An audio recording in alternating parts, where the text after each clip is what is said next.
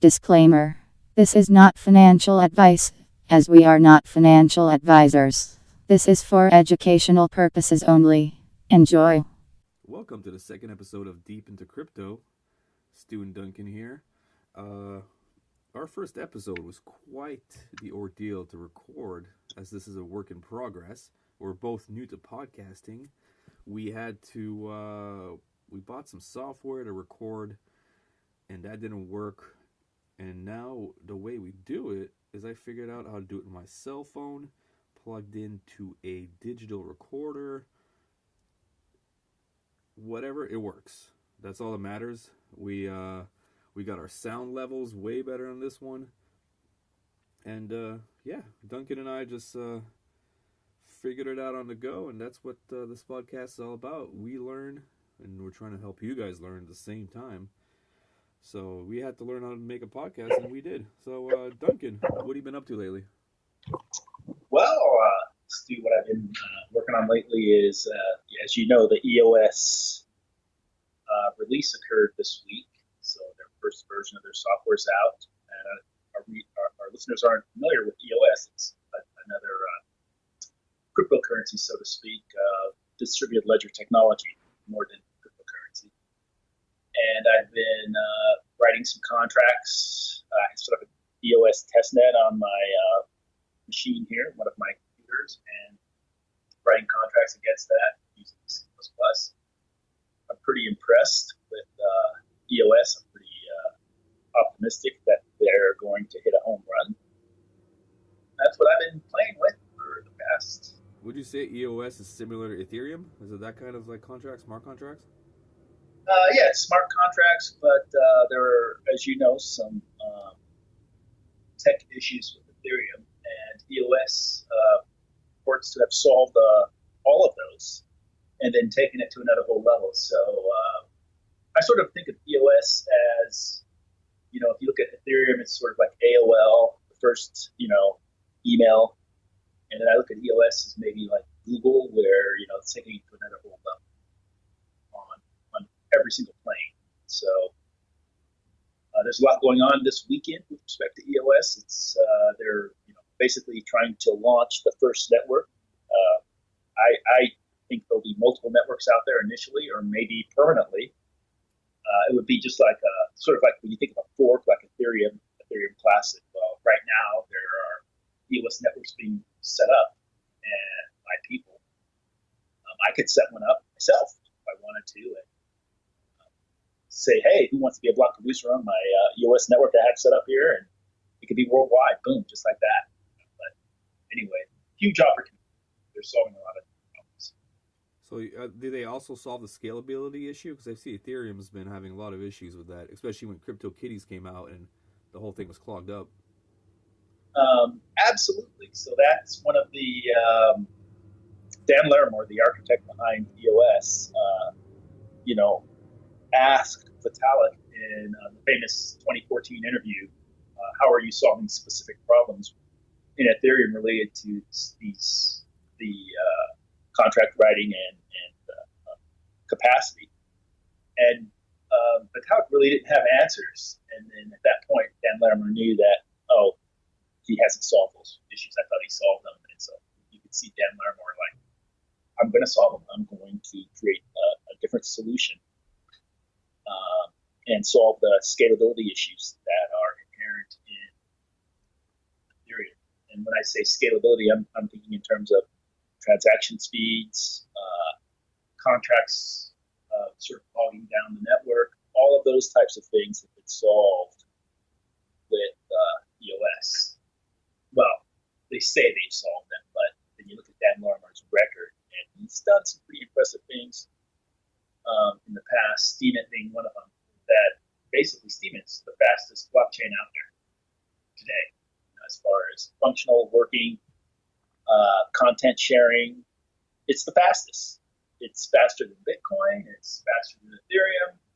With respect, when I say faster, I mean number of transactions it can handle in a specific time frame. So that's one thing we have to get on, you and I. We have to create a Steemit page for our podcast. As I said earlier, it's a work in progress. We have a lot to do. Right now we're on YouTube, That's where you guys will probably listen to our first episode. We'd like if you hit subscribe so you can see and hear everything we do. We're gonna try to do this podcast once or twice, probably twice a month. We both have super busy schedules, but there's a lot going on in the crypto world, as you just heard from Duncan. The EOS, this is massive news. Yeah, this is big. I'm pretty blown away by what they're doing and potential that I see here. It brings determinism back into the computing fold, which has been missing since the advent of distributed computing sort of took over. The last time deterministic computing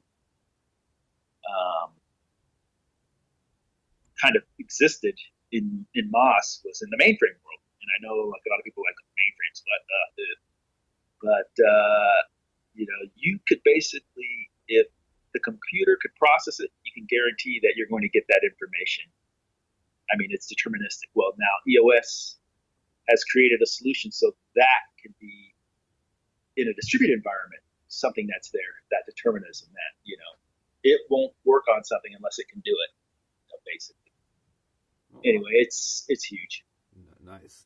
All right. Well, for our second interview for this podcast, we have someone from Marble Coin, and Marble Coin is also a proof of stake masternode coin, kind of like Ignition Coin. It's another coin that Duncan and I like, right? Duncan, you have masternodes of this coin, right?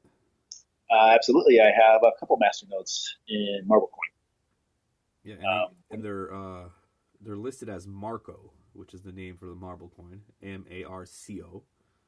And we got this interview coming up right now. Listen up. All right, we're here today with Jon from Marble Coin. Jon, how you doing today? Doing well. All right. First of all, we'd like to say that we're not getting compensated for this interview. This is for educational purposes. When we do get compensated, we'll let you guys know. So, Jon, when was Marble Coin launched? January 16th of this year. Nice. And so it's listed as Marco, right? MARCO on the exchanges. And which exchanges are you guys listed on? I think that we're technically still on Crypto Hub. We're definitely transitioning off of that platform to Crypto Bridge, which is one of the new decentralized exchanges built on the BitShares platform. Oh yeah, and that's where I got myself some Marco. I like that exchange. It's pretty easy, and so far been extremely efficient. Same here. Yeah, I like Crypto Bridge. I think there's a lot of room for developers to get in there and use that API and make it a lot more user friendly experience, I guess you might say. I mean, it's easy enough to use. I really like the decks and everything. I just wish that there were more features. I wish there was better charting, things like that. It is a work in progress with crypto. It seems like, everything is still pretty new, but people, it's not the steepest learning curve, but there is definitely a learning curve with crypto. People have to learn once, you get into Coinbase, which is rather easy. You got to learn the exchanges, which is not for everybody, but it's getting there though. And for sure, you're right though. As soon as, it needs to get easier. There's no doubt about that. Well, coming from a past with experience in trading futures, I can tell you that these exchanges, the order book at least is a lot more intuitive than a lot of the futures brokers that trade off of the CME or the CBOE. It's that level is definitely really nice. Sweet, nice. And so the Marble Coin, you guys got your team. How many are on your team? I think the core is 6 or 7. There's there's myself, Dave, and Alex. Are the the core. Dave and I are the founders. Alex is the IMN advisor, and then there's Morse, Crypto James, Teapot, and Wachek, and I'm probably leaving out a couple, but that's basically the core. Nice. And where are you guys located? We're just gonna go. We're gonna answer that with the interwebs for now. Yeah, interwebs. Okay. Due to some of us being located in non-crypto tax friendly countries, and also some of us are located in countries where cryptocurrency is illegal. But obviously, doesn't take much to figure out where I'm located. True. True. Yeah. All right. And so a Marco, how many Marble coins do you need for a masternode? Right. So currently the masternode is 25,000. 25,000. Okay. And you could run. Right. You run your masternode on your computer at home. That's how people do it, right? That's the most common way to run a masternode, or a virtual private server. Correct. So it's 25,000 to. A lot of people get. I didn't know this, but a lot of people actually have the misconception that when you buy the masternode, that you're literally buying it and you don't get those coins back, and that's actually not true. What you wind up doing is you open the normal Marco wallet on your desktop, and you essentially send the coins to yourself. With a masternode, a self-made masternode address, and then you give some of that information, mainly the private key and the transaction ID, to the what they call the hot wallet, on a that you've set up on a virtual private server, and then that remote machine handles the heavy lifting. There's quite a bit more processing required. Running one of these masternodes, if you were to run it on your desktop, you would find it very complicated, and it would be a real resource hog. And that's why using a virtual private server is the preferred method for running these. Nice. And your guys' masternode, I saw that once you have a masternode, you get rewarded in Marble Coin, and you get $20 worth of Bitcoin a week. Right. So as the masternode ticks along, right now I think it's 24 to 38 hours before you'll see your first reward. So you essentially keep these coins that you've sent to yourself. You keep them on your local wallet on your desktop, and you'll start to see currently a reward of 72 Marco every few hours. I think it's 4 to 6 hours now, and the current return on investment, or ROI, is somewhere in the 200% range per year. So whatever that number works out to, is basically how many payments you can expect to see in like a 24-hour period. Some people can elect to additionally stake, and there's a lot of help can be had on our Discord. I'm sure there'll be a link for that under this video. So as you you also alluded to the Bitcoin payment. So that's what actually sets Marble separate from. Somebody's dying over there. Okay, so that's what actually separates Marco from everybody else. We feel because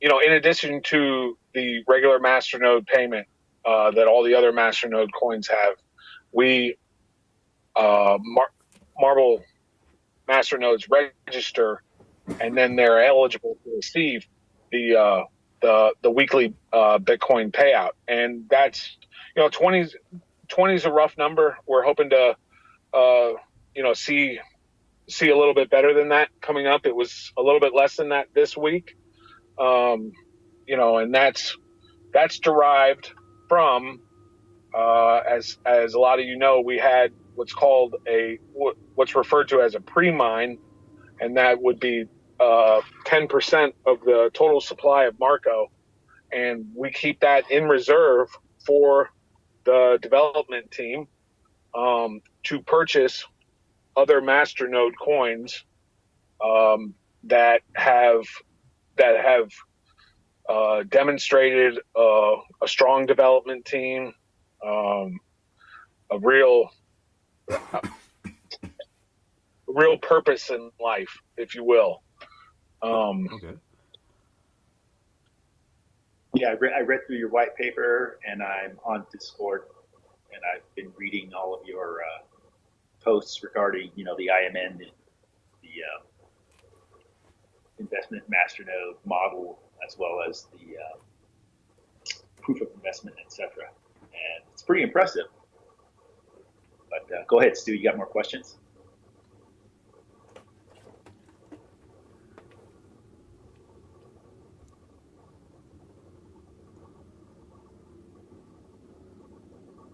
Did you want me to start asking my questions? Yep. I'll edit. I'll put it together.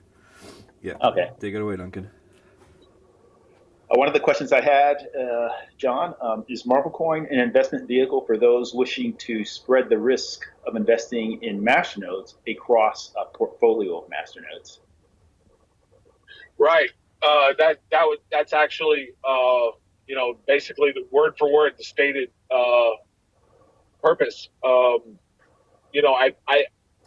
I like the idea of a mutual fund, and this was an idea that I had been thinking about for a while, about starting my own coin. And I talked to Dave, and we just kind of hit it off, and this is where we went. Real simply, what a mutual fund does for you is it allows diversification, risk diversification of investment, but also diversification of risk.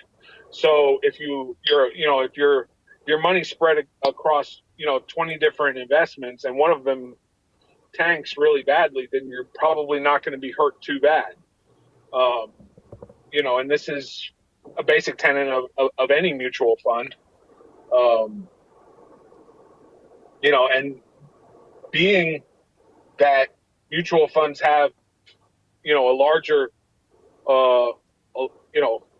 larger war chest than individual investors have, this creates an economy of scale that allows the mutual fund to buy into all of these different investments at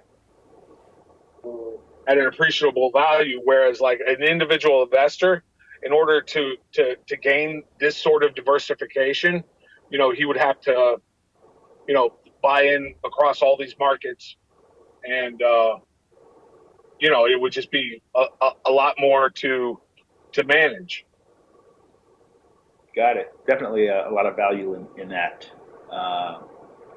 Another thing, I was impressed with your timely and efficient Marco swap process that occurred, I believe it was last month.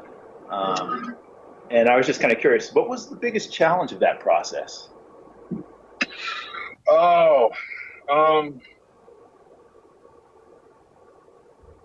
I would say the exchanges were definitely the biggest challenge. That's not to say that, for the next couple of weeks afterwards, that we didn't have a couple stragglers come in late and say, "Hey, I missed the swap," you Like know. like me, for instance. Right. Oh yeah, there you go. Yeah, I hit you up on Uh, Discord, and I was like, "Hey, what's going on?" And you guys, it was you and Dave, right, to help me through. It was yeah. ended up being very smooth, even though I was late late to the game. It was a smooth transition. Now I got my new wallet now, which is better looking. I find it's better looking, and it's been running on my desktop ever since. Yeah, I thought that process was pretty run pretty remarkably smoothly. I mean, just watching it unfold and the participation of the community, I was impressed, and that's one of the reasons I jumped on. Well, Okay. I really credit our investors in our community with that, because they're the ones that can either make it go fast or make it go slow. And I just think that it's a testament to how involved our investors are, and that they all knew the swap was coming. Now we had been. It was definitely time for a swap. If you had the first wallet, you'll know that it was definitely time for a swap. What had happened was the network had gotten so big that the original code base couldn't handle all of the transactions or the master nodes, and so we had to update to a better code base. And apparently everybody was ready for it, and everybody knew when it was coming, and it just went flawlessly. I thought it was going to be a total nightmare, and it wasn't. Awesome. All right, that's good to hear. Well, keep up the good work. Uh, in the future, do you see Marco diversifying into other potential non-masternode opportunities? Like an example that comes to my mind would be you could be a block producer on one of the many EOS delegated proof of stake networks scheduled to debut, well, sometime in June. They're going to start popping up, or the main net, the main one will pop up. But that's just an example of a non-masternode type of opportunity, but it's more along the lines of diversifying into other crypto assets. Yeah, absolutely. We've actually got a couple. Well, we definitely have one project right now that's in development that is, way undercover, and I'm totally not going to discuss what that is or what it would entail. But we're definitely looking at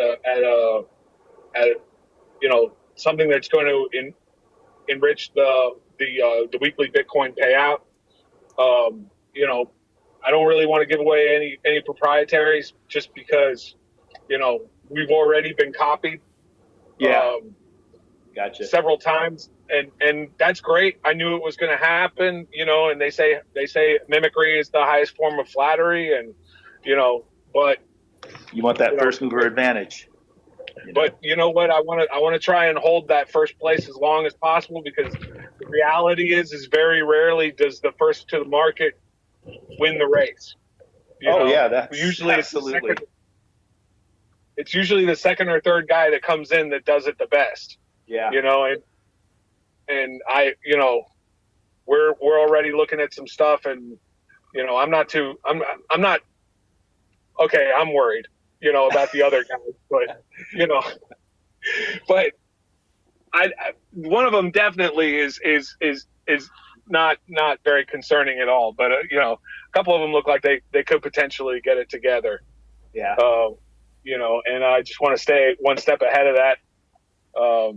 But let's just say that nothing is off the table right now. If it's basically of a passive income type sort of a situation, and we've got a lot of really really bright people attracted to the community. We've got we're hiring. We have a channel on Discord for people to post their skill sets, and we're contacting these people and putting them. We're coming up with teams for these different projects that we're going to do. We've got a big wallet, and even in where we're trading right now, we've still got a lot of money to fund these projects, so we can definitely try a lot of different things out. All right. Well, I definitely suggest you take a look at EOS and specifically look at the fact that one of the new funding models that's out there is companies or initial coin offerings are basically doing an airdrop to all EOS holders. And so what Marco could do is possibly invest in, say, quarterly lots of EOS, and then anticipating these airdrops because they're free. So they're not, when I say they're free, I mean, I do an initial coin offering, I airdrop 800,000 coins to EOS holders. I keep 200,000, so 1 million total. And if people think that my idea is valuable, then the value of that total 1 million coins goes up, and my 200,000 coins are used to fund my project. So given that, if you have like a portfolio of EOS based on like a quarterly or annual or 5-year, and then at the end of those periods, you pay out whatever, airdrop value exists, something like that. That's why I kind of wanted to bring that to your attention. I think I mentioned it in your Discord, but I just want to say, hey, take a look at this. This is an opportunity I see. And it has definitely been noted. Like I said, no proprietaries will be disclosed at this time, but I like the EOS model. I'm also I really like what they're doing, and I'll leave it at that. All right, and let's see. Let me ask another question. I read your white paper and it discussed the 2 payout methods. And one of my concerns is that the first method of payout, where all the coins are held for a week, which is an eternity in a highly volatile asset, that's an opinion, of course, that could prove controversial amongst the investor community members. For instance, if payouts are each Friday and on a Saturday, the general crypto market experiences a steep decline, the general Marco investor community members may demand changes. How do you propose to mitigate the possibility of such a scenario, if you do? Right. That's really more of a long-term strategy that we actually are not currently employing. So the original my original vision in the white paper was that we would buy back we would buy back Marco on the exchange and then push out the rewards in Marco. And that would have a net scarcity effect at first, and then a net oversupply effect, and that would be interesting to say the least. But we wound up just going with the straight Bitcoin payment for now. With the